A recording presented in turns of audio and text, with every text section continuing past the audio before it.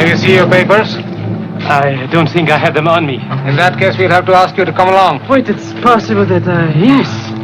Here we are.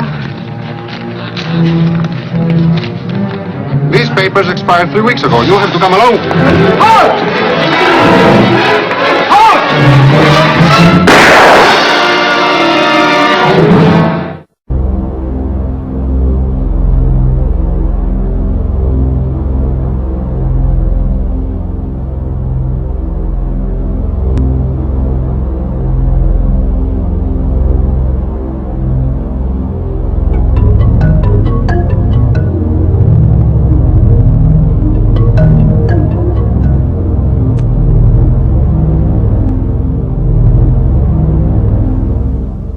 It is time to wake up, America.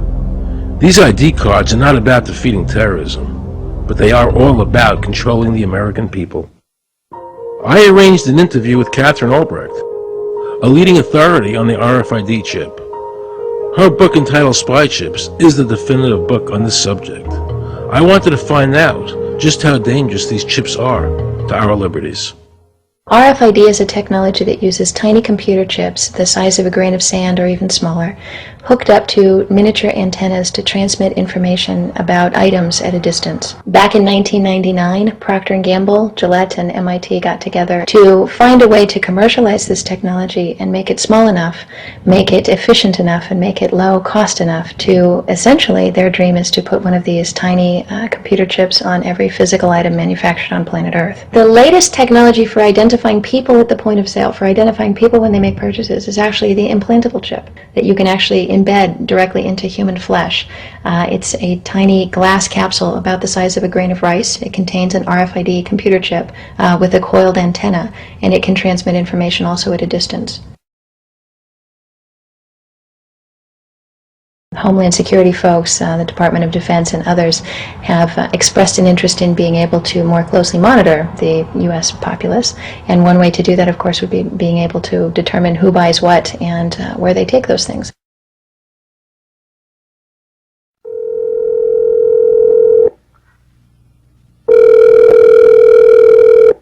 Pizza Palace, guaranteed hot in 30 minutes or it's free. This is Mary. May I take your order? Hi, Mary.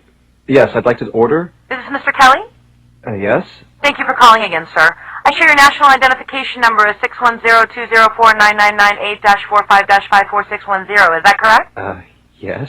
Thank you, Mr. Kelly. I see you live at 736 Montrose Court, but you're calling from your cell phone. Are you at home? I'm just leaving work, but I'm... Oh, we can deliver to Bob's Auto Supply. That's at 175 Lincoln Avenue, yes? No, I'm on my way home.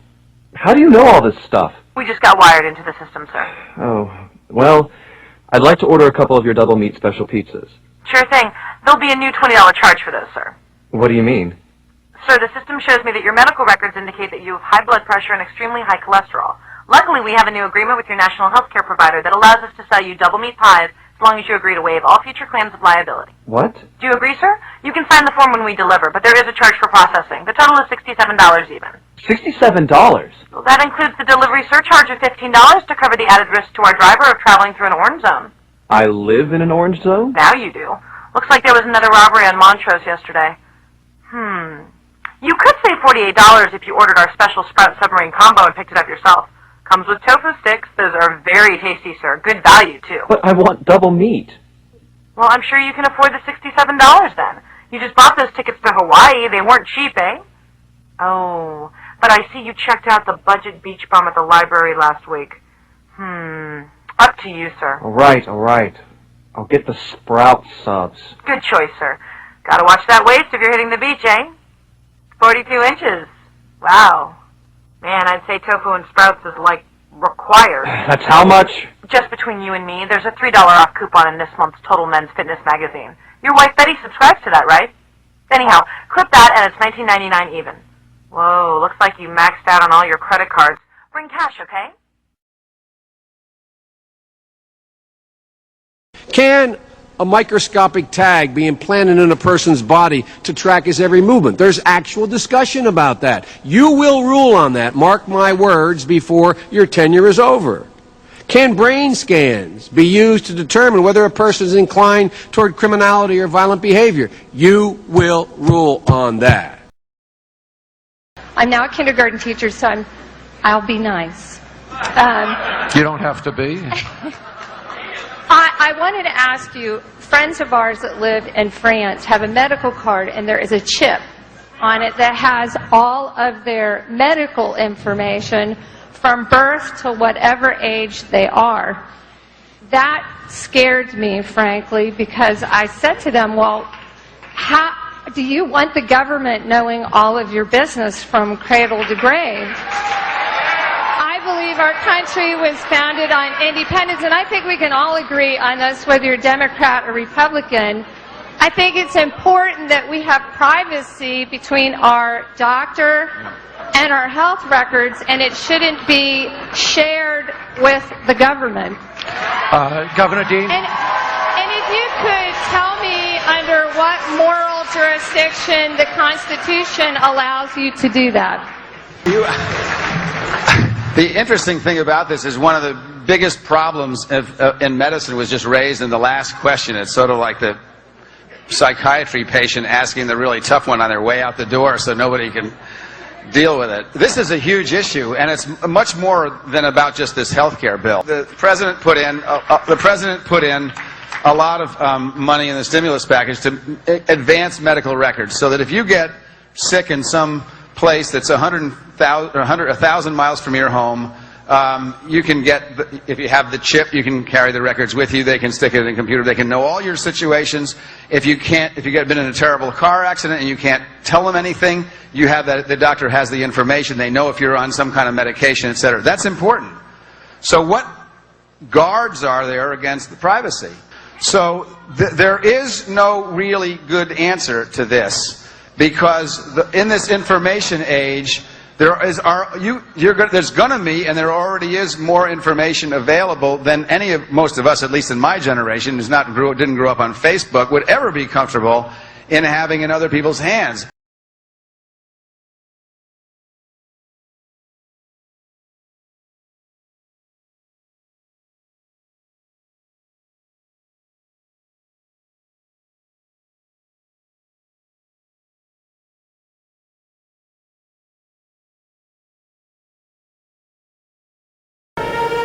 Everyone who refused to worship the idol of the beast was put to death. All people were forced to put a mark on their right hand or forehead. Whether they were powerful or weak, rich or poor, free people or slaves, they all had to have this mark, or else they could not buy or sell anything. This mark stood for the name of the beast and for the number of its name. You need wisdom to understand the number of the beast. But if you are smart enough, you can figure this out. Its number is 666, and it stands for a person.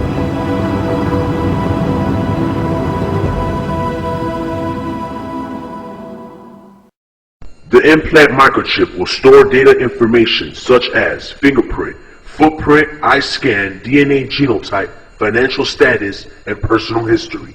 No one will be able to buy or sell without it. One will identify the individual with the mark. Oh yes, the ID card will also be coded with numbers. And the number is 666.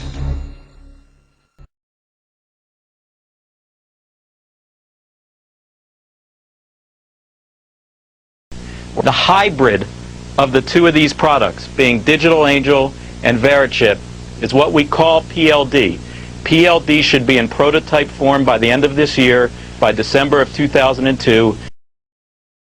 We have a Florida family who are really pioneers in a brave new world. They have volunteered to be the first ever to have microchip identification devices implanted into their body. After 9/11, I was really concerned with the security of my family. In the 1960s, Professor Jose Delgado took a normally hostile bull and implanted electrodes into its brain.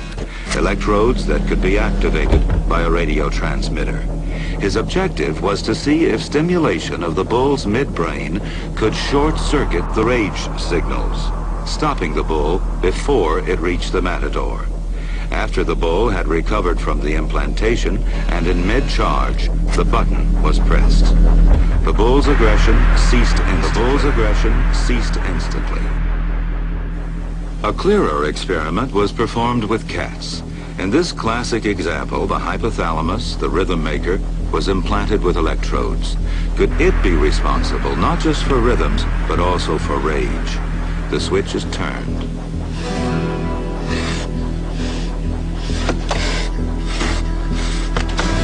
Then the switch is turned off.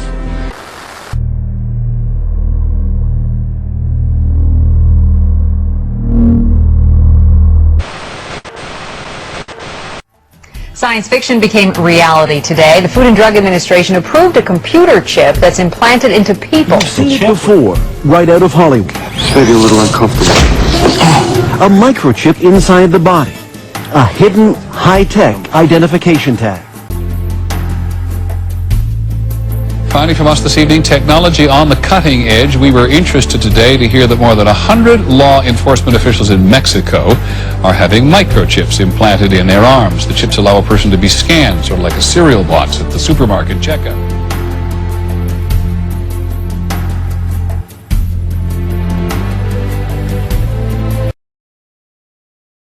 Woe to you, O earth and sea, for the devil sends the beast with wrath, because he knows the time is short. Let him who hath understanding reckon the number of the beast, for it is a human number. Its number is 666.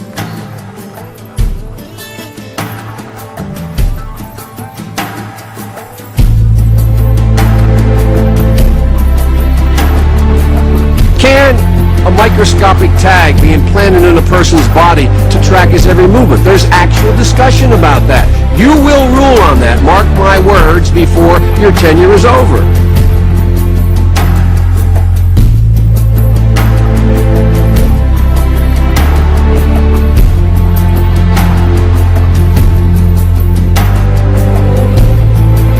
This is the microchip that could one day be implanted under the skin of every single American. The ultimate goal that these people have in mind is the goal to create a one-world government run by the banking industry, run by the bankers, and they're doing it in sections. The European currency, the euro, and the European Constitution is one part of it. Now they're trying to do it in America with the North American Union. Right, and they want to create a new currency called the Amero, right? And the whole agenda is to create a one-world government where everybody has an RFID chip implanted in them. All money is to be in those chips, right? There'll be no more cash. And this is getting me straight from Rockefeller himself. This is what they want to accomplish. And all money will be in your chips. And so instead of having cash, anytime you have money in your chip, they can take out whatever they want to take out whenever they want to. If they say you owe us this much money in taxes, they just deduct it out of your chip digitally. Total control. Total control. And if you're like me or you, and you're protesting what they're doing, they can just turn off your chip, and you have nothing. You can't buy food. You can't do anything. It's total control of the people. And that chip's connected to a database that has the purchasing records, what you do, what you sell. Everything is in there, you know? And so they want a one-world government controlled by them, everybody being chipped, all your money in those chips, and they control the chips, and they control people. And you become a slave. You become a serf to these people. That's their goal. That's their intentions. I used to say to them, what's the point of all this? You have all the money in the world you need. You have all the power you need. What's the point? You know, what's the end goal? And he said the end goal is to get everybody chipped, to control the whole society, to have the bankers, the elite people, you know, the bankers and some governor controlling the world. And I said, do all the people in the Council on Foreign Relations be this way you do? No. You know, most of them believe they're doing the right thing. A lot of them believe it's better off being socialistic.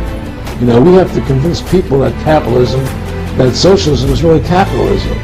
Because America's becoming a socialist country. It's a communist country today.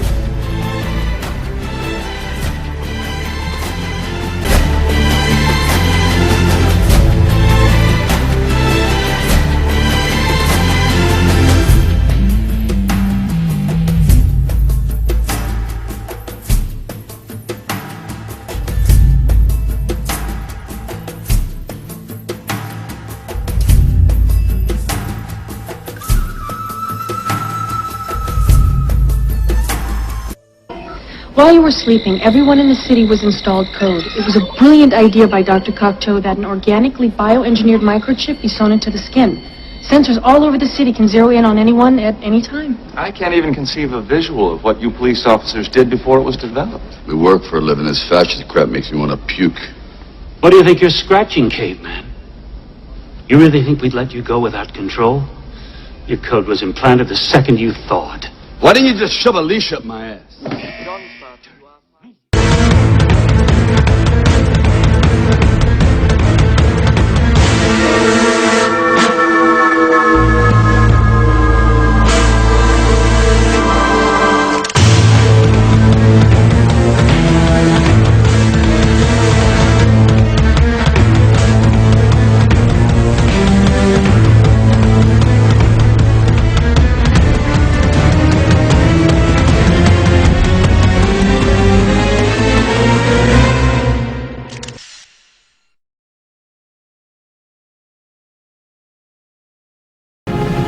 Finally, a third angel came and shouted, "Here is what will happen if you worship the beast and the idol and have the mark of the beast on your hand or forehead. You will have to drink the wine that God gives to everyone who makes him angry. You will feel his mighty anger, and you will be tortured with fire and burning sulfur, while the holy angels and the Lamb look on. If you worship the beast and the idol and accept the mark of its name, you will be tortured day and night. The smoke from your torture will go up forever and ever, and you will never be able to rest."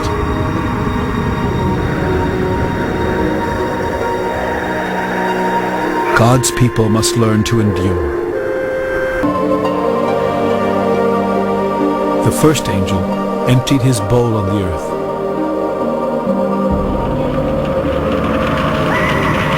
At once, ugly and painful sores broke out on everyone who had the mark of the beast and worshipped the idol.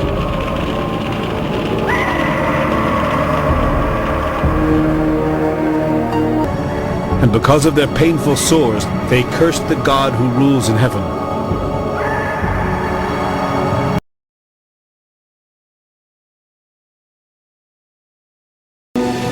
If you have ears, then listen. If you are doomed to be captured, you will be captured. If you are doomed to be killed by a sword, you will be killed by a sword. This means that God's people must learn to endure, be faithful.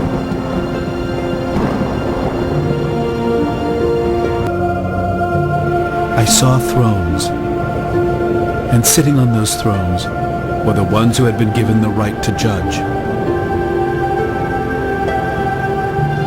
I also saw the souls of the people who had their heads cut off because they had told about Jesus and preached God's message.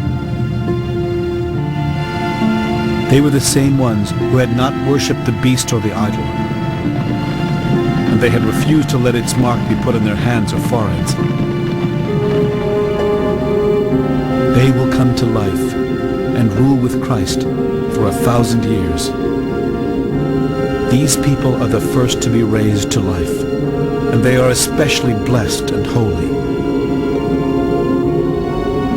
The second death has no power over them. They will be priests for God and Christ and will rule with them for 1,000 years.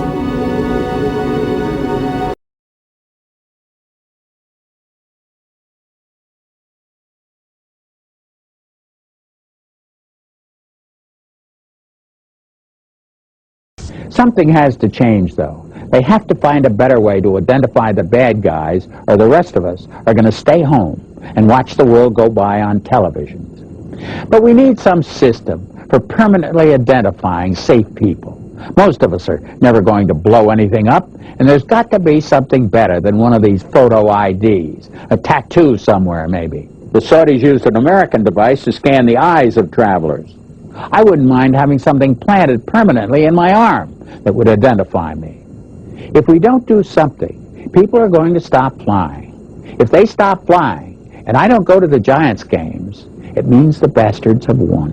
And we're not going to let you win, buddy. We saw what you just implied. We're with Al-Qaeda if we don't take the microchip.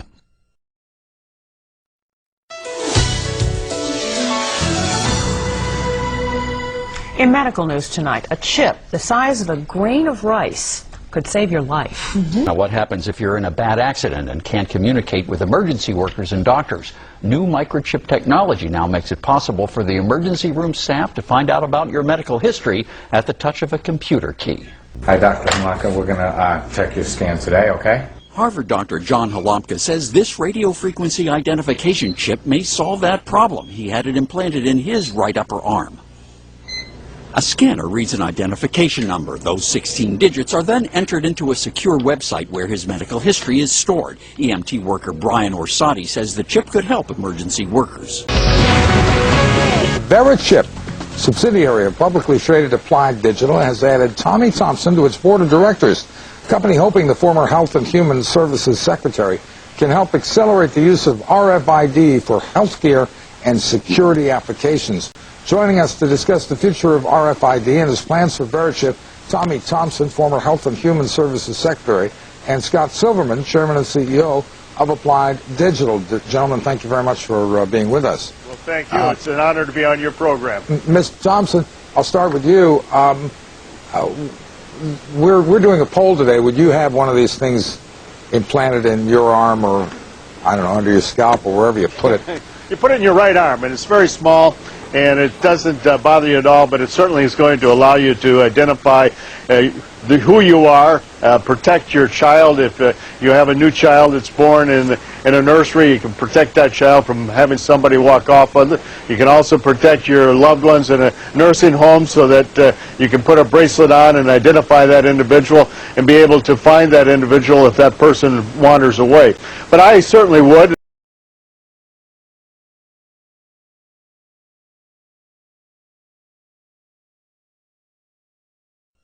Do you know how to keep your children safe? We'll tell you tonight. And just around the next high-tech corner, an electronic chip like this that can be implanted under your kid's skin. This is your brain. This is your brain on a microchip.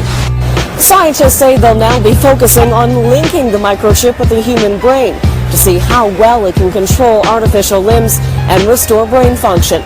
University officials say this is the only Canadian city that will be working with such technology. Crystal Demansing, CBC News, Calgary. Well, President Obama taking on not only health care reform, but another controversial issue, immigration reform.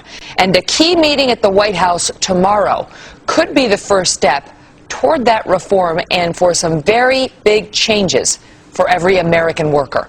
Senators Chuck Schumer and Lindsey Graham, bipartisan that is, set to sit down with President Obama tomorrow, discussing plans for a national identification card. Now, this thing is meant to crack down on illegal workers, but our next guest says it could crack down on you and your privacy. Congressman Ron Paul is a Texas Republican. He's opposed to this card. Congressman, afternoon to you. I would say the problems of every American citizen carrying their papers for wherever they go is a much worse problem than illegal immigration. People over this decades now in this country, there have been some who have wanted this national ID card, and they're looking for every opportunity to do it. And this is it. I mean, who knows what will come of it? My guess is they'll probably have a GPS chip in there so that they can measure everybody, every instant, no matter where they go. So to me, it violates the whole principles of privacy, the principles of the Constitution, the principles of the Republic, and to me, as a gross distortion of what we should be doing. It's part of an authoritarian society, and dictatorships have this, but not a republic. We're Okay, not but tell me how. Tell me natural how it's ID invasive, because what Schumer and Graham are proposing, according to what I read, is your ID card would have either your fingerprint, your thumbprint on there, or it would have a reading of the veins in the back of your hand, and you'd have to be scanned by your prospective employer, and that way, if it came up that you weren't legal, they would catch you by the scan. Coming up next, how far would you go for better security? How about an ID implanted in your arm? Who's actually asking people to do that? You might be surprised. Also, moving along now to tonight's eye-opener, what would you do if your boss said you had to have a computer ID chip implanted under your skin or you'd be fired? Well, we're not there quite yet, but one Ohio company is doing something that has some people wondering if we're headed down that road. There's my chip right there. So you can actually see it. It's about the size of a grain of rice, and it feels like it too. But what that tiny chip can and can't do has become the source of much concern and confusion. I was in a grocery store, and a couple ladies said, "Hey, you're the guy with the chip in your arm, aren't you? Run across the scanner so we can see if we get a discount on groceries." Sean Darks is the CEO of CityWatcher.com, a small company in Cincinnati that's the first U.S. business to use chip implants in its employees. What you're looking at here is recorded footage back in August of a number of drug deals. CityWatcher provides video surveillance for clients and for the police. And the video that it collects, like this drug bust, is the company's biggest asset. And they say they need to keep it under more than just lock and key. You might have one of these where you work, a key card that allows access to different parts of the office. A lot of businesses use them, but here at CityWatcher, there's one particular room where you need either the implanted chip in your arm or a keychain. And Sean says the choice is up to the employee. CityWatcher employees Chuck Gordon and Kari Williams require access to the secure server room where the video is stored. One got the implant, and the other decided not to. He carries the chip in a keychain instead. That's one of the reasons that I don't want to do it. It's creepy to have knowing that something is there the entire time. And that's the only time it activates, so other than that, I really have no worries about it. Chip implants have been common in pets for several years, giving the owner peace of mind that their lost animal could be identified. And for retail giant Walmart, the chips are used as smart barcodes to keep track of thousands of products. But for use in people, well, privacy advocates think we shouldn't open that door. The concern is a privacy concern, because when that chip is placed in you, it becomes a permanent form of identification. If it were a bracelet, for example, or an ID card, you might choose not to carry it or not to wear it, but if it's in your skin, you're pretty much stuck with it. It is the case that chips have been hacked. It's possible to duplicate them. It's possible to commit fraud with them, and those are also risks for people who are using this chip. 3 out of the 5 CityWatcher employees who need access to the video room have opted to have the chip implanted. The other 2 carry their chips on a keychain.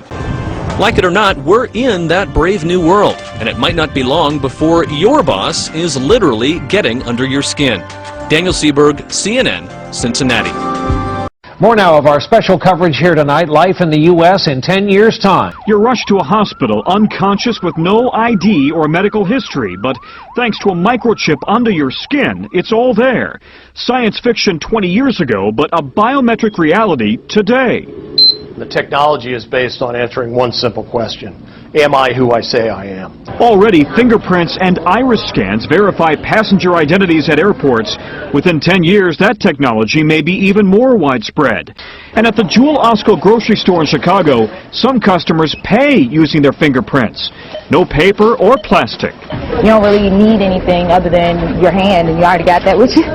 So will future department stores scan our irises, like in the movie Minority Report, then offer products catered to who we are? Hello, Mr. Yakamoto. Welcome back to the Gap. Experts say that technology is here now. The challenge is to safeguard our privacy in a brave new world.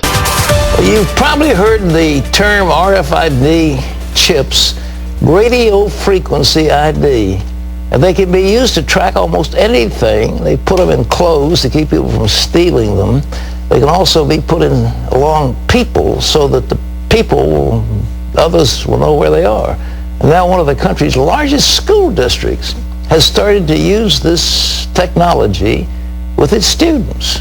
But some parents say putting an RFID chip in their child is an invasion of the children's privacy. Well, it violates, in addition, their religious beliefs. Heather Sells has that story from San Antonio, Texas. Andrea Hernandez's day starts with her backpack, sweatshirt, and student ID. But don't be fooled. This magnet school sophomore isn't using her new RFID badge. She's using last year's card. Hernandez says the new ID violates her religious beliefs. She believes it conditioned students to one day accept what the Bible's book of Revelation calls the mark of the beast. Her school requires the card for its activities, like buying lunch and checking out a library book. This is, it's not the great economy of the United States economy or the economy of Texas. It's the economy of John Jay High School. But you're still not allowed to participate in it unless you have this thing. But Northside says the badges help to keep kids safe. And with 100,000 students in mega schools around the city, that's a tall order. This fall, Northside joined a handful of districts that use what's called radio frequency identification technology, or RFID for short. Northside is piloting the program at its Anson Jones Middle School and John Jay High School. How it works, students must wear badges on lanyards around their necks. The tags contain tiny batteries that emit radio waves. RFID scanners embedded in the ceiling then read the badges and identify a student's location. Like so many schools in America, Jones Middle has surveillance cameras mounted on the ceiling in nearly every hallway. What you won't see here, however, are the RFID scanners that are scanning students' badges. But other parents disagree. I don't like the idea of them chipping the kids. I believe it does invade our children's privacy and civil liberties, and the fact that there's no provision to opt out. It's true. Privacy organizations around the country are backing these parents. The ultimate concern is here that we don't want to turn into a surveillance society. In our culture, in our legal traditions, the government doesn't watch you unless it has particular reason to suspect that you are involved in wrongdoing. This type of technology implicates the freedom of speech, the right to freely associate, religious freedoms. Imagine, for example, a student being dissuaded from attending a political interest group because she fears that the tracking technology will alert the principal or other members of the school administration where her political affiliations align. But the school district says there's no invasion of privacy and that civil liberty organizations don't get it. We reject their argument. The district has no opt-out policy, which may discourage dissenters from speaking out. District spokesman Pascual Gonzalez says when the program is fully operational later this month, the badges will be mandatory. It will be a requirement of that school for those students to wear their lanyard and their ID card. If they refuse, then perhaps that's not the school for them. And Northside can throw, whatever they want at me, but in the end, it doesn't really matter because life is bigger than just Northside. It's bigger than just John Jay High School. But this program is bigger than what Northside is making it out to be. Thanks, Heather. The Bible says that the time will come that there's a worldwide dictatorship and that people can't buy or sell without, quote, the mark of the beast. Well, we have technology now where there can be a tattoo on a hand or on a forehead or on the southern part of the body where with the incredible explosion of computer power, we can track virtually the entire population of the world. We can, the government can. And it's a frightening thing to see Big Brother, if you ever read that George Orwell, fictional book, that people can't move, they can't go out of their homes, they can't travel, they can't do anything without Big Brother watching. Well, it just seems like this RFID concept is like the nose of the camel under the tent. It's just coming a little bit at a time, and it seems so benign, but the time can come that we will be conditioned to this sort of thing. So far be it for me to be an advocate and booster of the ACLU, but on this one, they are right.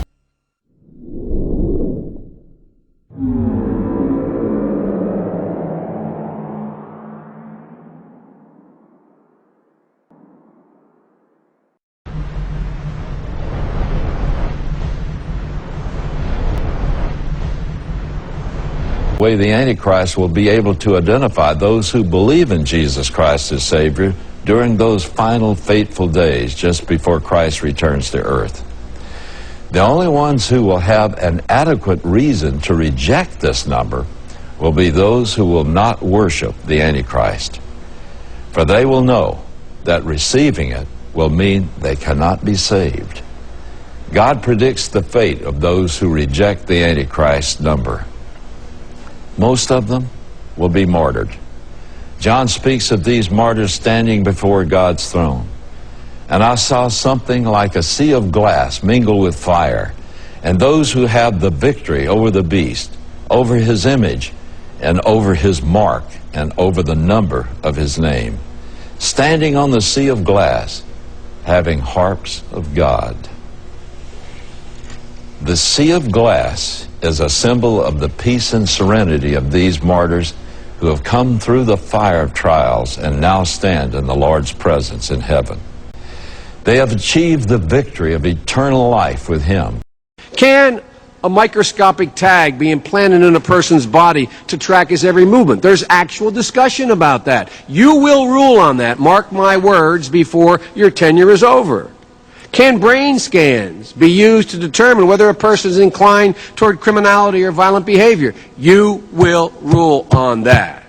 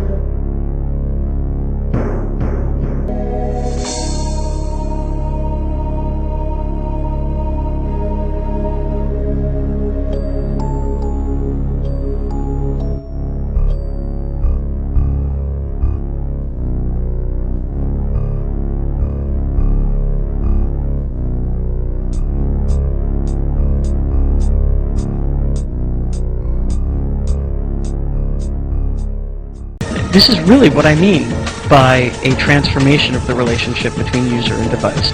This person is not a user anymore in any real sense of the English word. They are a subject.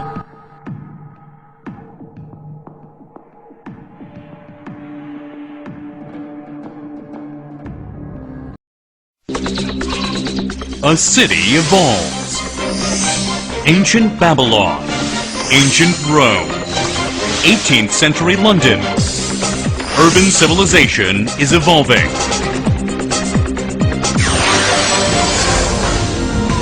Finally from us today, inside the smart home of the future, which merges a dizzying array of wireless technology to produce something called ubiquitous living. The year is 2017. You're rushed to a hospital unconscious with no ID or medical history, but thanks to a microchip under your skin, it's all there. Science fiction 20 years ago, but a biometric reality today. Well, here I am at the meat counter. This is what the shop likes to call its intelligent freezer. Why do they think it's so clever? Well, all the packets of meat here contain a microchip. An everywhere world, as Adam Greenfield calls it, is a world in which computers are embedded and merged seamlessly everywhere in the environment. Radio frequency identification tags communicate their position and other information constantly in a vast wireless network.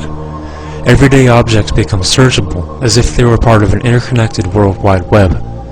In this Internet of Things, scientific management and surveillance of people and the environment we inhabit becomes possible, and marketers' ultimate dreams come true. A road diverges in the desert. Lexus. The road you're on, John Anderton, is the one less traveled. Make sure you follow advertisements. Good evening. You can move the old-fashioned John Anderton provides gourmet cuisine. John Anderton. You can use a Guinness right about now. As computer chips become smaller and their processing power increases exponentially, ubiquitous computing has become a practical reality. As reported by Wired News, ubiquitous systems are to be rolled out in New York City in 2009. The Architectural League of New York will commission 5 to 7 teams to develop urban interventions to be installed in and around New York City in spring 2009 that will imagine alternative trajectories for how various mobile, embedded, networks, and distributed forms of media, information and communication systems might inform the architecture of urban space and/or influence our behavior within it. Consumer convenience is a central selling point for ubiquitous computing, particularly smart home applications of this technology.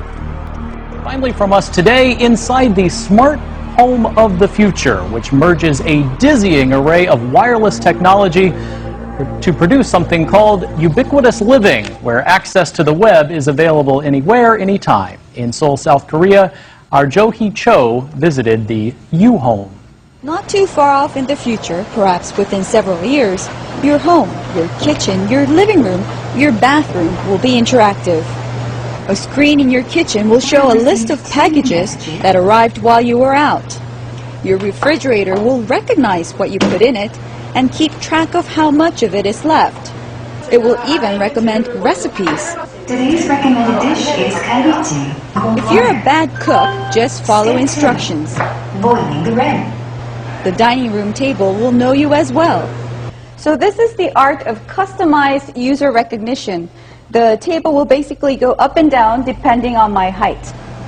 In the living room, the TV screen is not only a movie theater, but also a tracking system of where family members are. Take the picture frames and Xboxes away. Everything is integrated into this e-table. From games to children's books, this table can load a good-sized digital library. Choose your interior depending on the day's mood, or just add your TV onto the wall. So the secret lies in this little sticker.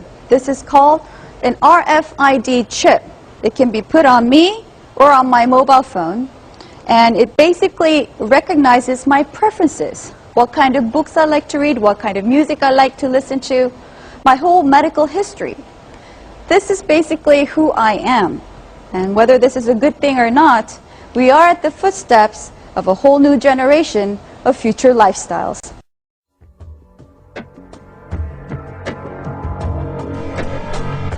The well-established consumer base for mobile devices was discussed at the March 2008 International Conference on the Internet of Things in Zurich, Switzerland, as serving as a means of acclimating individuals to the presence and use of ubiquitous technology. Possible marketing plans were discussed to introduce self-scanning through the use of mobile devices to scan physical products in a manner similar to Internet shopping. Andreas Scheller, a senior engineer for Motorola, presented information to the Zurich conference. The next step is to internetable physical objects, connecting people with things and even things with things. The Internet of Things will enable connectivity not just between people and their computing devices, but between actual, everyday things. By enabling connectivity for virtually any physical object that can potentially offer a message, the Internet of Things will affect every aspect of life and business in ways that used to be the realm of fantasy, or even beyond fantasy. To ensure a fast adoption rate, it is necessary to start with low-hanging fruit technologies like barcode scanning by camera, which will become a free feature for mobile devices morphing into high-end camera phones. So far we've seen examples of the consumer layer of ubiquitous computing, which will likely be its most emphasized aspect. On top of this layer sits the incredible surveillance capability of this technology. Video surveillance cameras are an obvious indicator that you are being watched, but the Internet of Things automated surveillance and tracking grid is merged seamlessly and invisibly throughout the entire environment. In the Internet of Things, every object, as well as people who are wearing RFID tagged clothes or are using wireless electronic devices, will be readable by a computer or wireless network. The objects or person's details, exact location, and other information can be obtained electronically by invisible sensors in sidewalks, roads, or doorways. This convergence of the digital and physical worlds opens a doorway to a whole new kind of surveillance that may give rise to what some call a synchronic society. Dr. Kingsley Dennis, a research associate for the Center for Mobilities Research at Lancaster University, describes a synchronic society in this way.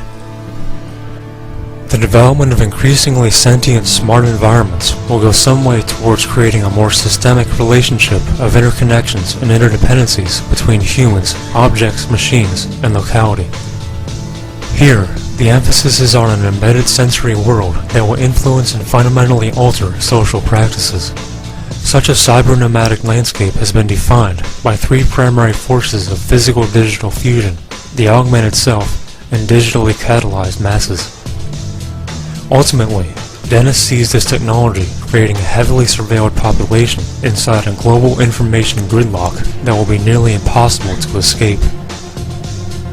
Increasingly, relationships between humans, devices, environments are being merged or steered towards a new construction of social life, one that embeds the individual as a digitally rendered identity within a global information gridlock.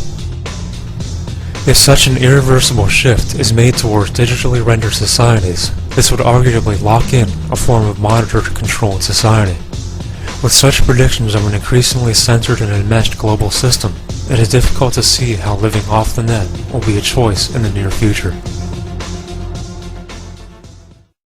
Can a microscopic tag be implanted in a person's body to track his every movement? There's actual discussion about that. You will rule on that, mark my words, before your tenure is over.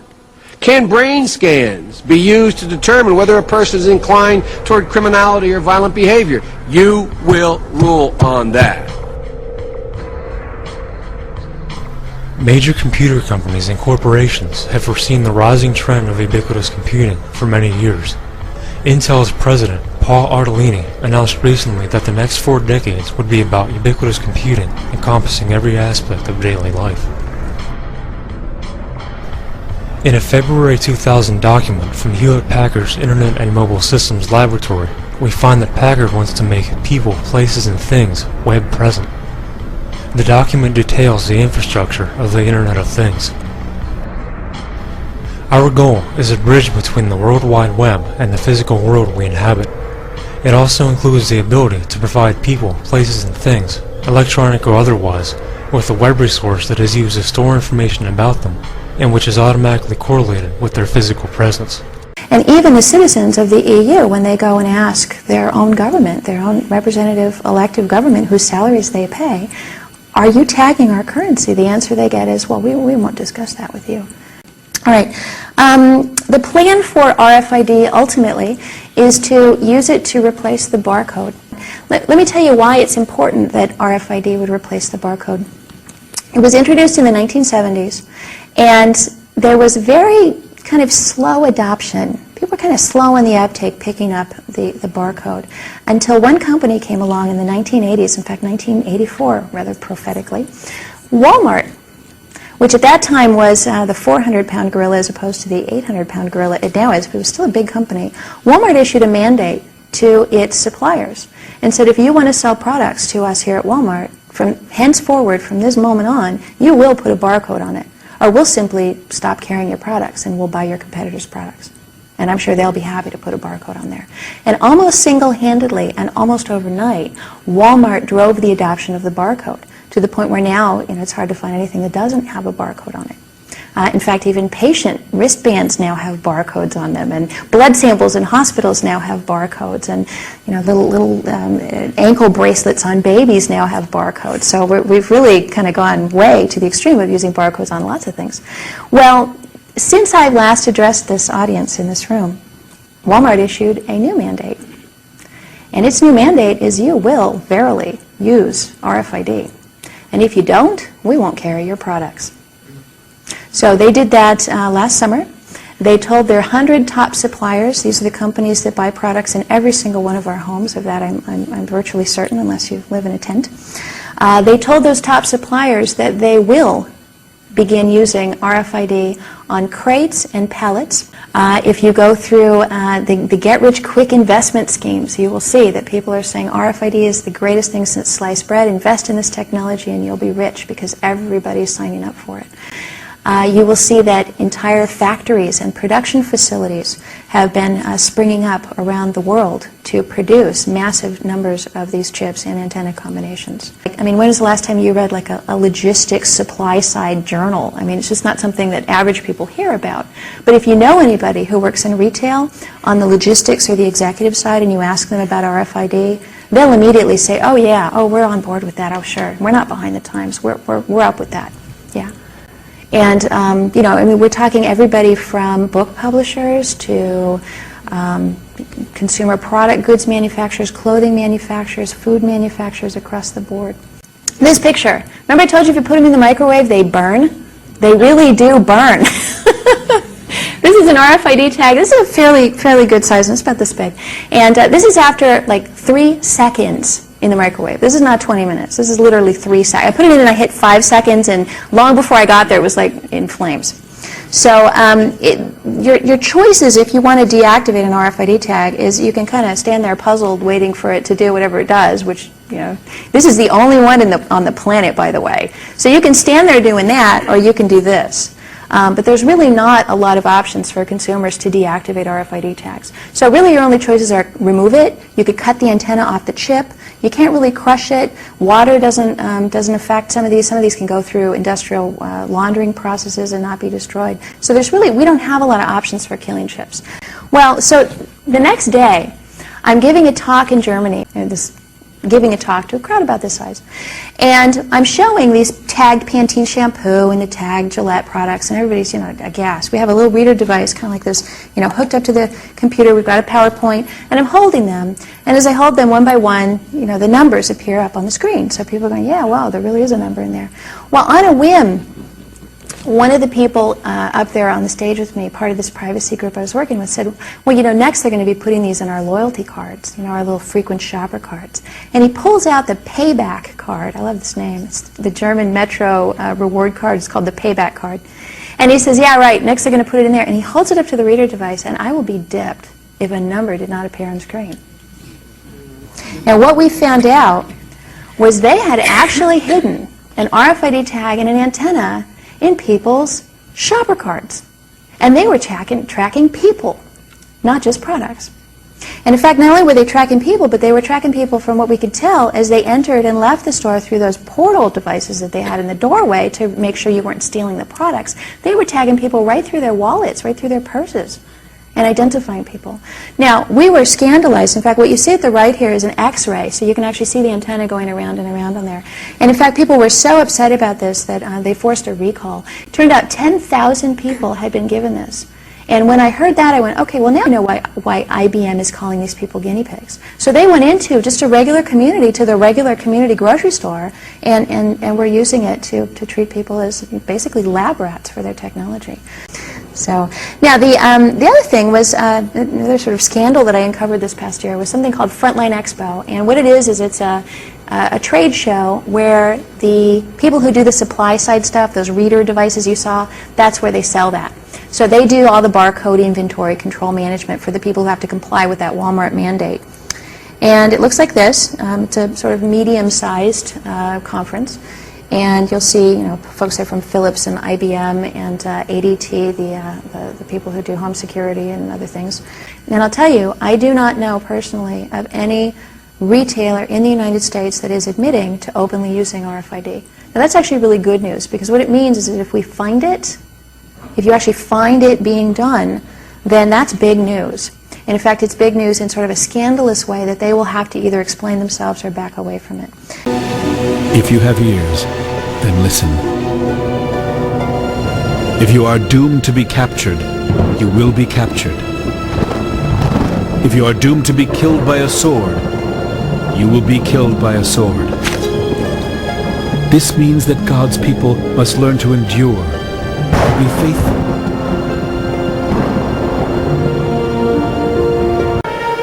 Everyone who refused to worship the idol of the beast was put to death.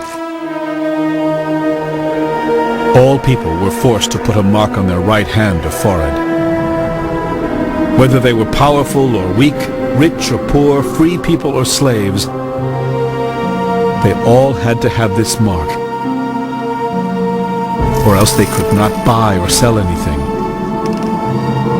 This mark stood for the name of the beast and for the number of its name.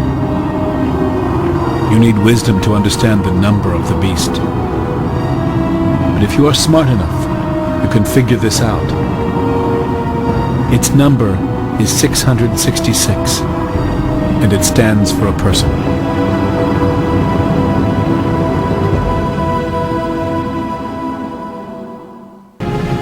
Finally, a third angel came and shouted, "Here is what will happen if you worship the beast and the idol and have the mark of the beast on your hand or forehead.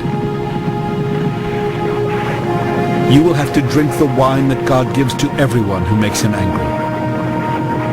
You will feel his mighty anger, and you will be tortured with fire and burning sulfur, while the holy angels and the Lamb look on.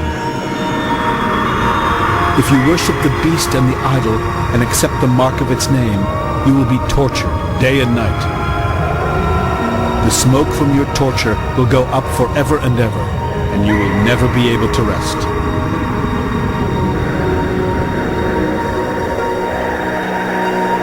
God's people must learn to endure.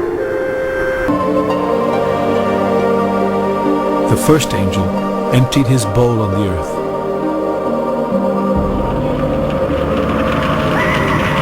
At once, ugly and painful sores broke out on everyone who had the mark of the beast and worshipped the idol.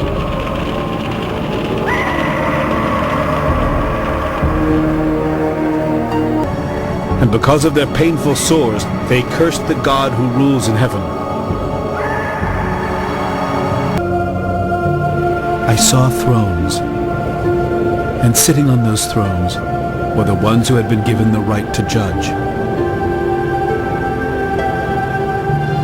I also saw the souls of the people who had their heads cut off because they had told about Jesus and preached God's message.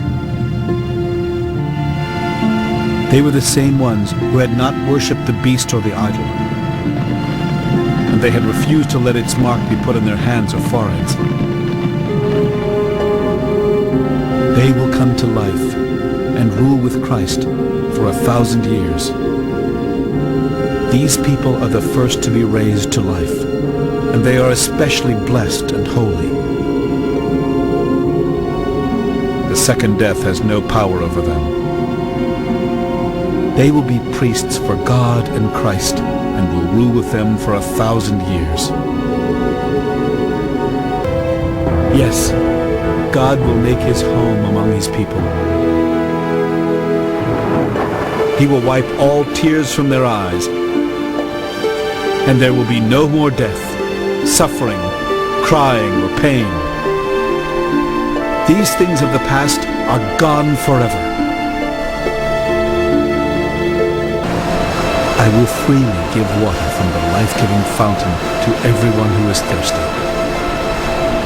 All who win the victory will be given these blessings. I will be their God, and they will be my people. But I will tell you what will happen to cowards and to everyone who is unfaithful, or dirty-minded, or who murders, or is sexually immoral, or uses witchcraft, or worships idols, or tells lies. They will be thrown into that lake of fire and burning sulfur. This is the second death.